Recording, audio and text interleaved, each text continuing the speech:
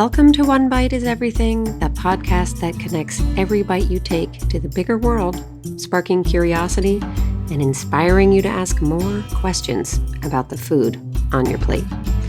Today, we're diving into a challenge many of us face every week, the struggle to shop for local food in the modern grocery store.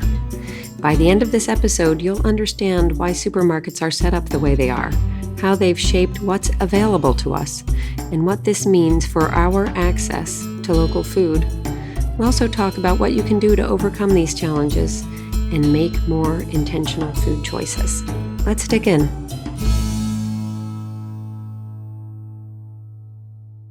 Let's start with a little history lesson.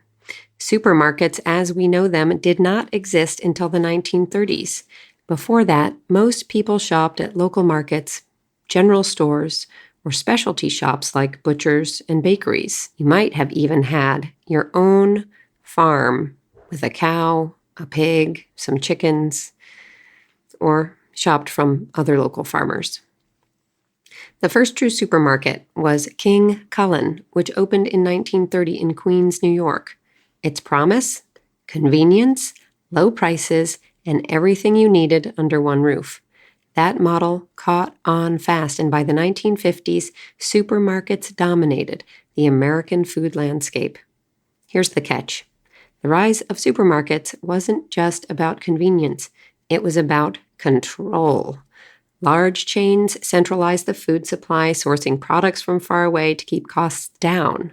Local farmers and producers couldn't compete with these low prices and economies of scale, so they were pushed out of the equation. Fast forward to today, and we're seeing the effects of this system. Let's talk about the power of big grocery. Let's start with the numbers. In the U.S., just a handful of grocery store chains dominate the market. According to the latest data, Walmart is the largest grocery retailer in the country with a market share of over 25%.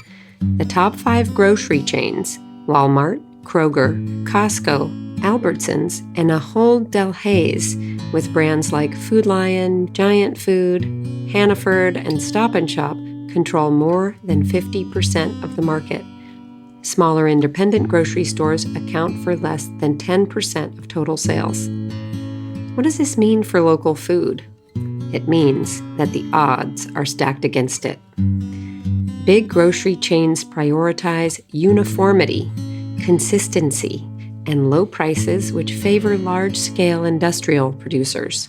The logistics of local sourcing, working with smaller farms, managing seasonal availability, and ensuring freshness don't fit easily into their system. Even when grocery stores do feature local products, they're often limited to a single aisle or a few token items. Most of what you see on the shelves has traveled thousands of miles to get there. The average piece of produce in the United States travels 1,500 miles before it reaches your plate. So where does that leave us as shoppers? Here are the main challenges we face when trying to prioritize local food in a grocery store. Number 1, limited availability. Many stores simply don't carry local products, or if they do, they're hard to find. Confusing labels.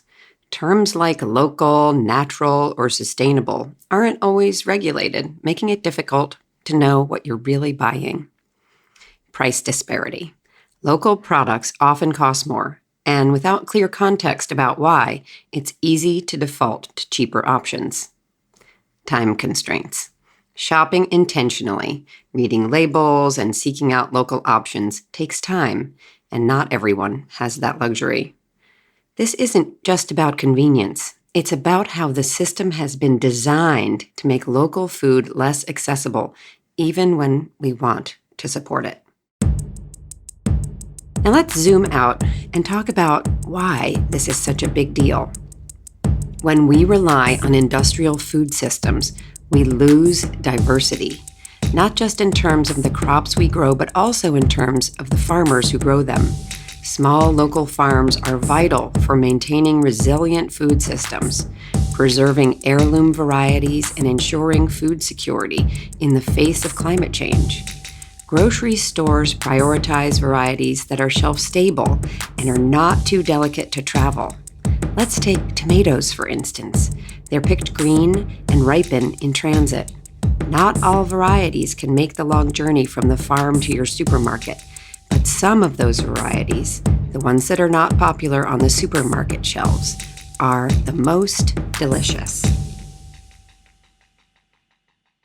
As big grocery store chains tighten their grip on the market, small farmers have fewer and fewer outlets for their products.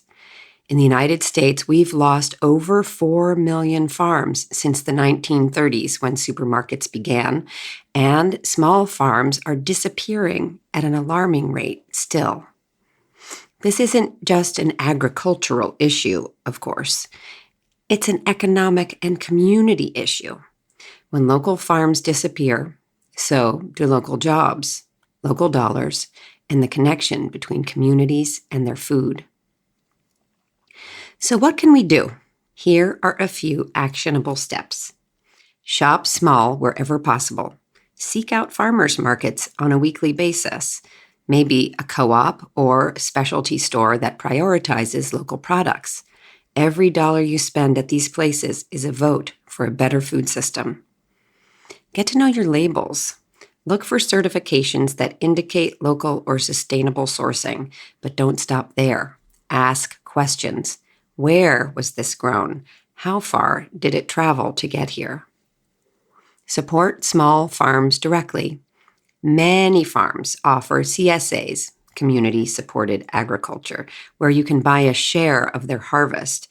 Usually you invest in January through March, and then you start getting your harvest as soon as it comes out of the ground.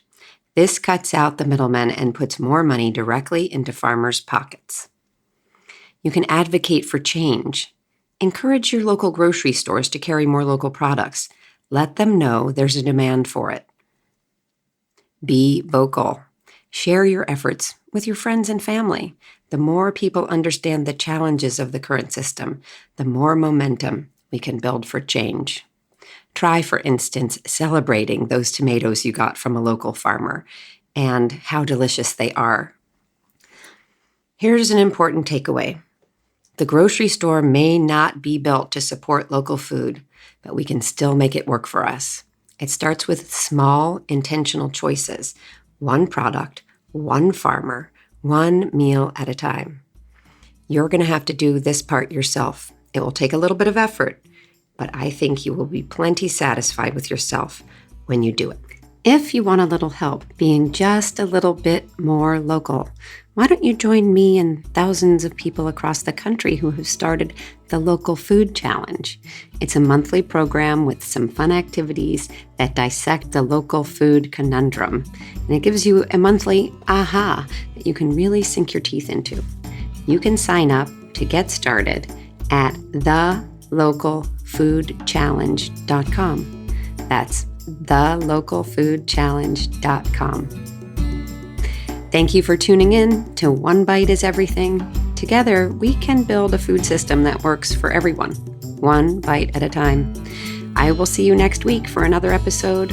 I'm your host, Dana DePrima. Until then, keep asking questions. See you soon.